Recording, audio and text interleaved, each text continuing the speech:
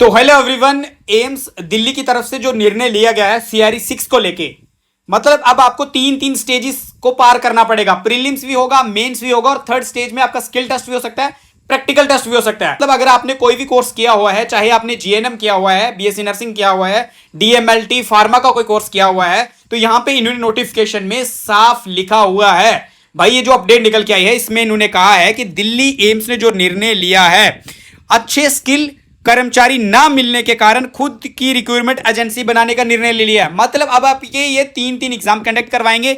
अगर आपने फार्मा किया है, नर्सिंग किया है, सैनिटरी फील्ड में अगर आप जाना चाहते हो तो आपका प्रैक्टिकल टेस्ट भी लिया जाएगा। और यहां तो देखो भाई, फिजिकल और प्रैक्टिकल नॉलेज चेक होगा, किसका एमटीएस का भी होगा, ऑफिस अटेंडेंट का भी होगा, मेडिकल अटेंडेंट का भी होगा, हॉस्पिटल अटेंडेंट का भी होगा। तो यहां पे इन्होंने क्या कहा है, अब होगी एम्स कॉमन रिक्रूटमेंट एग्जाम तीन चरणों में, यानी कि first stage, second stage and third stage भी इंक्लूड कर दी है। 50% प्रैक्टिकल एग्जाम्स में लाना होगा। जब आपका थर्ड स्टेज होगा उसमें अगर स्किल टेस्ट हुआ या प्रैक्टिकल टेस्ट हुआ तो उसमें 50% मार्क्स आपको लाने हैं। और यहां पे इन्होंने क्या लिखा, एम्स प्रशासन ने जानकारी दी है कि कर्मचारियों की गुणवत्ता और प्रदर्शन सुनिश्चित करने के लिए अब एम्स कॉमन रिक्रूटमेंट एग्जाम्स आयोजित किया जाएगा। यह परीक्षा तीन चरणों में होगी, प्री, मेंस और थर्ड स्टेज।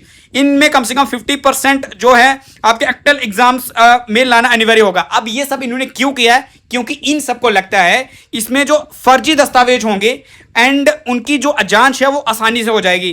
उम्मीदवारों का वास्तविक प्रैक्टिकल नॉलेज चेक किया जाएगा। मतलब जहां पे अगर बच्चा कोई डिग्री डिप्लोमा कर रहा है तो इनको सबको लगता है कि हो सकता है वो डिग्री फेक कर रहा हो या डिप्लोमा फेक कर रहा हो। इनका आपने ये भी देखा होगा, सीआरई जो 5 हुआ है उसमें जो अभी इन्होंने डॉक्यूमेंट वेरिफिकेशन में किया है, उन्होंने क्या मांगा है कि जितना भी कैंडिडेट्स का एक्सपीरियंस मांगा गया है वहां पे उन्होंने ये बोला कि हम सैलरी स्लिप को चेक करेंगे। अगर आप इन हैंड सैलरी लेते हो तो तब भी हम वो सैलरी स्लिप भी चेक करेंगे, अगर आप अकाउंट में लेते हो उसको भी चेक करेंगे। मतलब इतनी छानबीन करने के बाद एक तो वैसे आप सिलेक्शन देते हो और ऊपर से आपने ये जो कहा है कि अब आप तीन तीन चरणों में एग्जाम लेने वाले हो, क्योंकि इनको लगता है कि फर्जी दस्तावेज जो फर्जी स्टूडेंट हैं वो इस एग्जाम्स को क्रैक नहीं कर पाएंगे। यहाँ पे वैकेंसीज के ऊपर डिपेंड होता है कि कितने स्टूडेंट क्रैक करते हैं, कितने स्टूडेंट क्रैक नहीं करते हैं। लेकिन मैं बता दूं, एमटीएस का भी यहाँ पे फिजिकल टेस्ट होगा। 35 किलो का ऑक्सीजन सिलेंडर जो है वो इनको भरा के वो सीढ़ियों के ऊपर चढ़ाया जाएगा, तब आपका फिजिकल टेस्ट चेक होगा।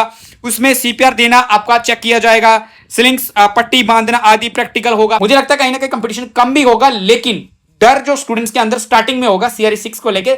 लेकिन अगर सीआरई 7 होगा, 8 होगा तो फिर आस्ता आस्ता धीरे धीरे आराम से जो है स्टूडेंट इस चीज को जो है अडॉप्ट कर लेंगे। बट स्टार्टिंग में जो भी बच्चे सीआरई 6 को देने का सोच रहे थे उन सबको लगेगा कि भाई हमें तीन तीन एग्जाम देने पड़ेंगे, तो यहां पे थोड़ा सा इन सब स्टूडेंट्स के लिए मुश्किल हो सकता है। बट आप सबका क्या कहना है मुझे कमेंट सेक्शन में बताना। तो अब आपको अपनी थ्योरी पे भी ध्यान देना पड़ेगा, प्रैक्टिकल नॉलेज पे भी ध्यान देना पड़ेगा, क्योंकि अब सिलेक्शन उसी का होगा जिसको सब कुछ अच्छे से आता होगा। सीआरई 5 की तरफ से सीआरई 6 की तरफ से ये अपडेट अच्छी भी है, लेकिन इसमें थोड़ा कंपटीशन जो कम भी हो सकता है, बट यहाँ पे थोड़ी सी मेहनत ज्यादा होने को जो है वो मिल सकती है। अब आप सब मेहनत करना प्रैक्टिकल पे भी और थ्योरी पे भी। जो ये बोला करते थे कि भाई थ्योरी पे फोकस करो, अब प्रैक्टिकल नॉलेज पे भी आपको फोकस पूरा करना पड़ेगा।